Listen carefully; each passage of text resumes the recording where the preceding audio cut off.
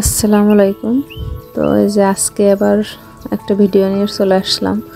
তো এখানে মূলত সমস্যাটা হয়েছে, বাড়িতে আসলে আলু কিনে রাখলে কেন যে এরকম গাছ হয়ে যায় বুঝি না। আর বাইরে থেকে যখনই নিয়ে আসি বাজারে কিংবা শহরের থেকে যখন নিয়ে আসি, তাদের আলুগুলো কোল্ড স্টোরে কীভাবে রাখে জানি না, আমরা বাড়িতে কিনে রাখলে এইভাবে নষ্ট হয়। তো আপনাদের কারো জানা থাকলে আমাকে একটু জানাবেন, আসলে আলু সংরক্ষণের বেস্ট উপায়টা কি। অনেকগুলো আলু নষ্ট হয়ে গেছে এবং বাদ বাকিগুলো এভাবে ভেজে ভেজে খেয়ে ফেলছি, তাছাড়া উপায় নেই।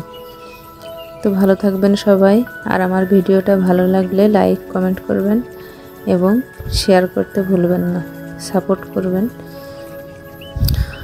তো এই তো, ভালো থাকবেন সবাই, আল্লাহ হাফেজ, টাটা।